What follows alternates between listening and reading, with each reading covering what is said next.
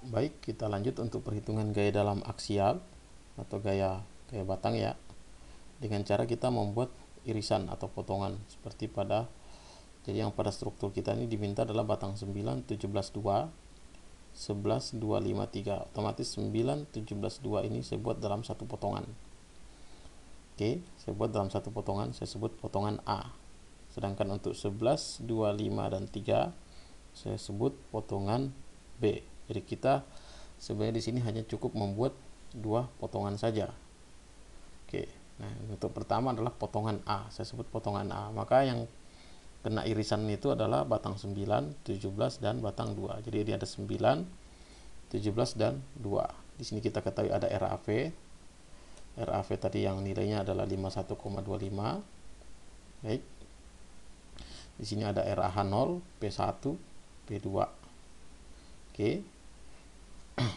Nah, semua yang kena irisan, batang yang kena irisan di sini. Jadi yang gaya batang ini saya beri tanda putus-putus, artinya itu adalah gaya dalam aksial ya, atau gaya batang. Sedangkan yang tidak putus-putus di sini adalah gaya luar. Baik, dan semua diasumsikan yang kena irisan itu semua diasumsikan keluar ya. Semua diasumsikan batang tarik atau keluar dari titik kumpulnya. Baik. Nah, sekarang pertama-tama yang kita akan cari dulu adalah batang 2. Nah, kalau kita mencari batang 2, maka kita tahu ya, kalau dengan metode Ritter itu kemarin sudah dibahas bahwa kita bisa menggunakan persamaan kesetimbangannya, yaitu sigma momen di satu titik sama dengan 0, sigma gaya vertikal sama dengan 0, dan sigma gaya horizontal sama dengan 0. Nah, di sini saya menggunakan sigma momen di titik J. Kenapa di titik J? Supaya kita bisa mengeliminasi batang 9 dan batang 17. Kenapa? Karena jaraknya atau lengannya terhadap titik J sama dengan 0. Baik.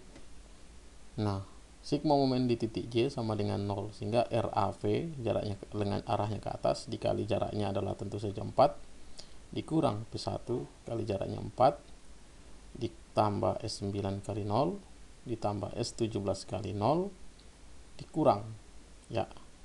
Oke, ini S2, berarti ini S2, ini harusnya adalah dikurang tambah S2 kali enggak apa-apa, di sini kita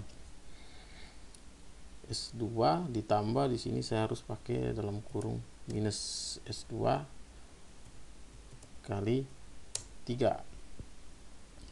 Oke, sehingga RAV kali 4 adalah 205, tambah dengan minus, otomatis yang menang adalah minus, maka di sini minus 40 tambah 0 tambah minus S2 kali lengannya adalah 3. Otomatis kita akan mendapatkan di sini 205 dikurang 40 adalah 165, min 3 S2 sama dengan 0. Kita akan dapatkan S2 sama dengan 55 kN. Tertarik ya, karena positif, hasilnya adalah positif, berarti pemisalan tadi keluar dari titik kumpulnya sudah sesuai. Itu adalah batang 2. Untuk batang 3, batang 17, ini batang 17, kita cari batang 17, maka kita sigma momen di titik A. Supaya apa? Supaya S9 dan S2 bisa kita eliminasi, karena lengan terhadap titik A nya sama dengan 0. Sehingga sigma momen di titik A sama dengan 0, RAV kali 0 minus P1 kali 0 ditambah S9 kali 0 ditambah S2 kali 0 ditambah S17 kali lengannya adalah 4. Oke. S17 itu minus ya, posisinya di titik A. Di sini kita akan dapatkan S17 sama dengan 0. Oke. Sekarang untuk batang 9. Batang 9 kita bisa menggunakan sigma momen di titik B sama dengan 0. Supaya apa? Supaya batang S17 dan batang 2 bisa kita eliminasi, karena lengannya terhadap titik B sama dengan 0. Namun terlebih dahulu kita harus tahu jarak atau lengan dari batang S9 ini terhadap titik B. Baik. Nah, di sini dengan menggunakan rumus Pitagoras, persamaan rumus Pitagoras ya, kita lihat di sini. Di sini A-nya adalah 4 nih, jarak ini adalah 4. Oke.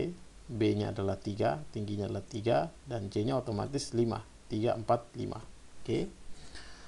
Nah, untuk sinus alfanya adalah 0,6 atau B per C. Cos alfa A per C. Baik. Nah, sekarang kita compare ke gaya di sini nih. Kita ketahui bahwa perhatikan di sini. Jadi di sini saya tulis di sini, ini ada, perhatikan segitiga A, B dan di sini. A, B dan di sini. Saya sebut, anggaplah ini saya sebut J aksen. Jadi A, B, J aksen. Di mana tegak lurusnya adalah di J aksen. Oke. Sudut tegak lurusnya ya. Sinus alfa otomatis adalah depan per miring. Depan per miring itu adalah X dibagi dengan panjang AB ini. Panjang AB ini adalah 4. Sedangkan kita ketahui sinus alfa tadi di atas adalah 0,6. Sehingga kita akan dapatkan X sama dengan 2,4. Jadi X ini adalah lengan dari batang 9 terhadap titik B. Sehingga kita akan masukkan dengan sigma momen titik B, RAV kali 4 ditambah minus P1 kali 4 ditambah S17 kali 0, lengannya 0, ditambah S2 kali 0, lengannya 0, ditambah S9 dikali dengan lengannya.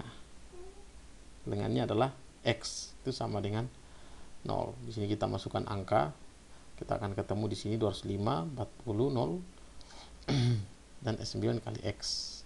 Sehingga S9-nya adalah, X-nya adalah 2,4. Sehingga di sini kita akan menemukan S9 adalah minus 68,75. Karena dia minus, otomatis dia gayanya adalah tertekan. Oke.